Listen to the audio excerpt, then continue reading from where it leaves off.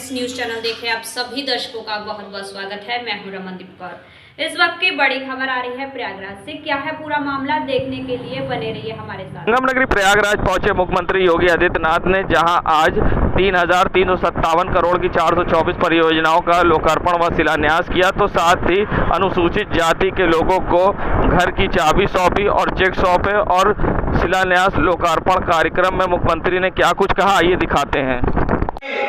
भारत की सनातन हिंदू संस्कृति है, जिसमें अनेक जातियां एकजुट होकर के इस पूरे परंपरा को, इस संस्कृति को मजबूती बनाने का कार्य करती है। समय समय पर ऋषि महर्षि वाल्मीकि की वे पावन करती है। जिस पावन धरा पर प्रभु श्री राम के पावन चरित्र को अपने आदि काव्य रामायण के माध्यम से हम सबको विरासत के रूप में छोड़ करके महर्षि वाल्मीकि ने सदैव सदैव के लिए हमारा संवाद प्रभु श्री राम के साथ प्रस्तावित किया है। मैं प्रभु श्री राम के चरित्र के उद्गाता आदि कवि महर्षि वाल्मीकि के श्री चरणों में नमन करते हुए उन्हें कोटि कोटि प्रणाम करता हूं। भाइयों बहनों, ये हमारा सौभाग्य है, डबल इंजन की सरकार महर्षि वाल्मीकि से जुड़े हुए लालापुर के पुनरुद्धार का कार्य कर रही है। कुछ ही दिनों के बाद आप देखेंगे लालापुर में रोपवे का निर्माण हो जाएगा। महर्षि वाल्मीकि की कुटिया तक पहुंचने के लिए आसानी से रोपवे के माध्यम से हर व्यक्ति इस पहाड़ी पे चढ़ करके दर्शन कर पाएगा। और ऐसे ही वाराणसी में संत रविदास जी के पावन जन्मस्थली श्री गोवर्धन को भी डबल इंजन की सरकार पुनरुद्धार का कार्य करते हुए मध्यकालीन सिद्ध संत शिरोमणि रविदास जी के प्रति भी नमन करने का कार्य कर रही है। करके तैयार किया था 26 नवंबर की तिथि भारत के अंदर संविधान दिवस के रूप में मनाया जा सके। यह भी प्रधानमंत्री मोदी जी ने ही करके दिखाया। बाबा साहब भीमराव अम्बेडकर के प्रति श्रद्धा और सम्मान का भाव व्यक्त करने के लिए इस कार्य को किया। आपने देखा होगा, जब से मोदी जी प्रधानमंत्री बने, योजनाओं का लाभ बिना भेदभाव के, जाति मत मजहब क्षेत्र और भाषा के आधार पर नहीं, बल्कि सबका साथ और सबके विकास की भावना के अनुरूप इन योजनाओं का लाभ हर गरीब को, हर वंचित को, हर दलित को, हर उस व्यक्ति को उपलब्ध करवाने का कार्य किया जा रहा है। और इसीलिए प्रदेश में डबल इंजन की सरकार बनी तो हम लोगों ने घोषणा की कि हर मुसहर को एक आवास उपलब्ध करवाएंगे। कोल जाति के हर व्यक्ति को एक आवास उपलब्ध करवाएंगे। लेकिन राजमणि कोल हमेशा हमारे पास आते थे कि हमारे गांव में, हमारे क्षेत्र में इतने लोग ऐसे हैं, उनका नाम ऐसी सीसी की सूची में नहीं है। हमने कहा कोई दिक्कत नहीं, नाम हो न हो, हम इनके लिए अलग से स्कीम बनाएंगे। कोल है, थारू है, चेरो है, गोड़ है, बंटानिया है, मुसहर है, अहरिया है, बुक्सा है, ये जितनी जातियां हैं और अनुसूचित जाति से जुड़ी हुई जो भी जाति होगी, जिस भी व्यक्ति के पास अपना आवास नहीं होगा, ये डबल इंजन की सरकार उसको आवास उपलब्ध करवाने का कार्य करेगी। उसको जमीन का पट्टा उपलब्ध करवाने का कार्य करेगी। उसको शासन की योजना के साथ जोड़ने का कार्य करेगी। राशन कार्ड देगी। उसको 5 लाख रुपए की स्वास्थ्य बीमा का कवर देगी। उसके रोजगार की व्यवस्था करेगी। उनके स्वावलंबन के लिए अनेक कार्यक्रम आगे बढ़ाने का कार्य करेगी। आज भाइयों बहनों, इसके परिणाम हम सबके सामने आते हुए दिखाई दे रहे हैं। आपने देखा होगा भीमराव अम्बेडकर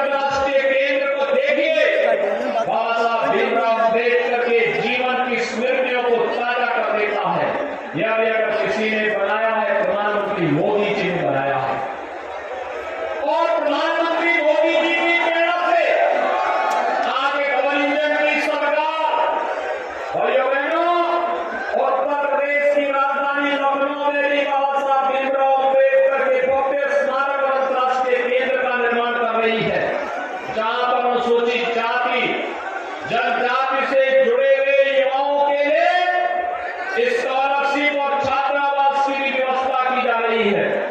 भाइयों बहनों, एक डबल इंजन की सरकार है, जो बोलती है वह करके दिखाती है, और केवल बोलती नहीं बल्कि सरकार ने जो कहा उसको समय पर करके दिखाया भी है।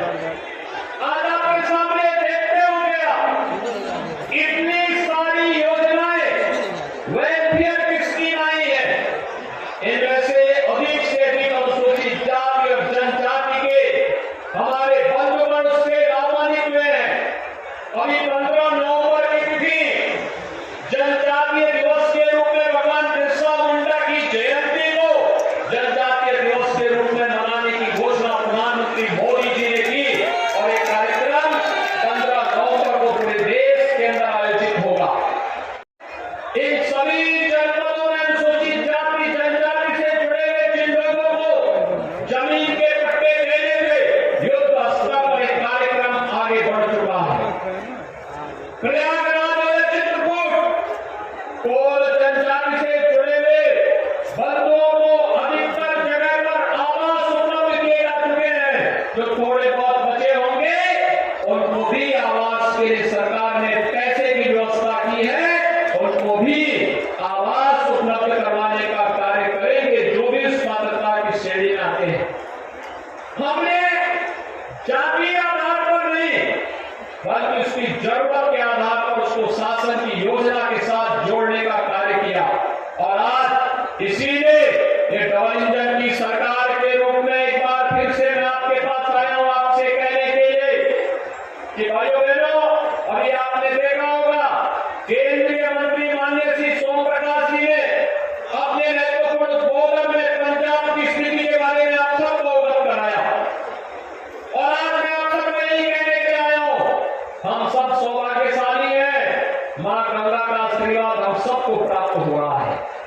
हम सब सौभाग्यशाली हैं कि प्रयागराज की धरती पे हम सबको इतना बड़ा सम्मेलन करने का इस महासंगम के स्तर पर या अनुसूचित जाति महासंगम करने का सौभाग्य प्राप्त हो रहा है।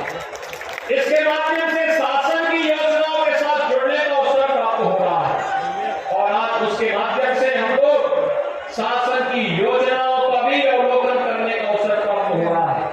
2025 में फिर से प्रयागराज में महाकुंभ का आयोजन होगा, और भाइयों बहनों, महाकुंभ के आयोजन की शुरुआत पहले ही कर चुके हैं। आज 3300 करोड़ रुपए की परियोजनाओं का शिलान्यास फिर से हो चुका है।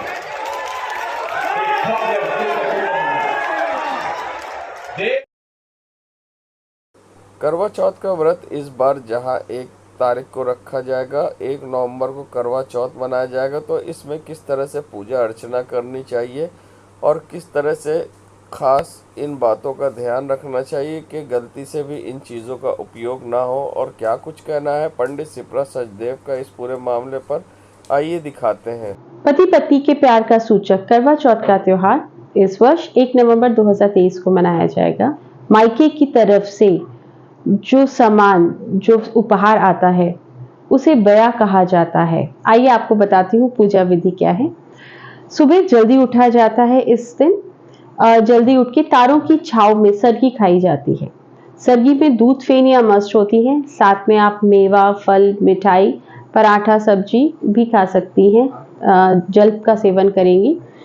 व्रत को रखने के लिए सरगी खाना मस्ट होता है। सरगी खाने के बाद ही व्रत रखा जाता है। जब तक तारे रहते हैं तब तक सरगी खाई जा सकती है।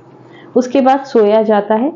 सोने के बाद फिर से उठा जाता है और कुछ नियमों का पालन किया जाता है। इस दिन किसी से लड़ाई झगड़ा नहीं किया जाता है। अगर कोई सो रहा होता है तो उसे उठाया नहीं जाता। अगर कोई आपसे नाराज हो गया है तो उसे मनाते नहीं हैं। कैंची का प्रयोग निषेध होता है। चाकू का प्रयोग निषेध होता है, इसलिए कोई भी चीज को आप काट नहीं सकती हैं।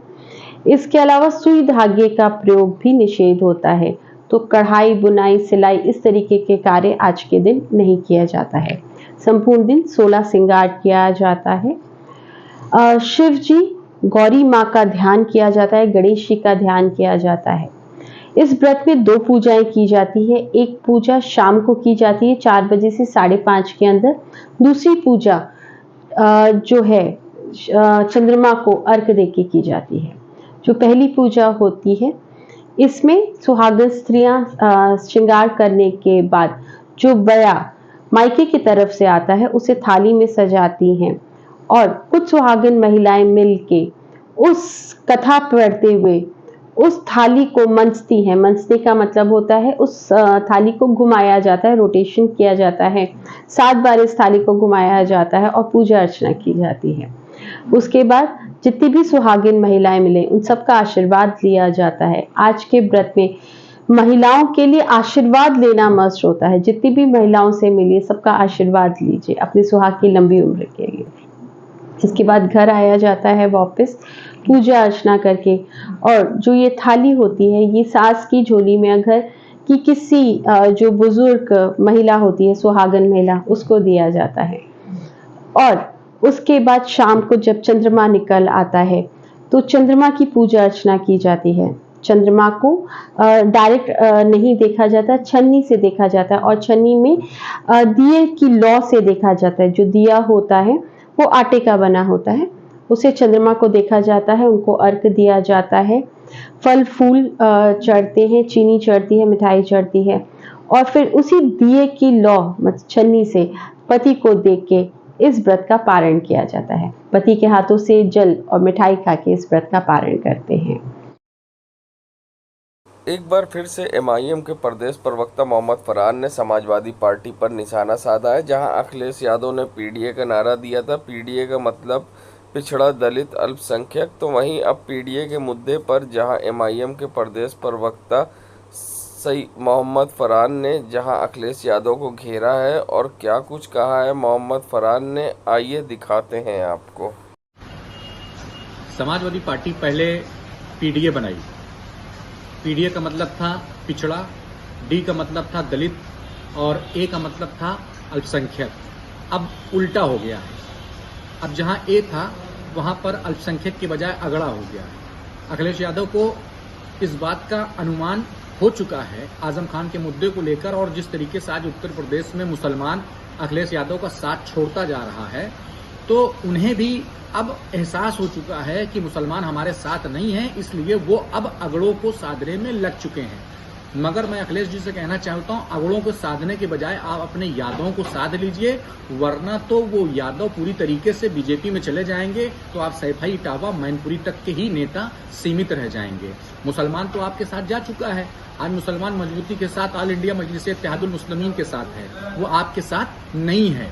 और अखिलेश जी का ये एहसास होना ये हमारी सबसे बड़ी जीत है।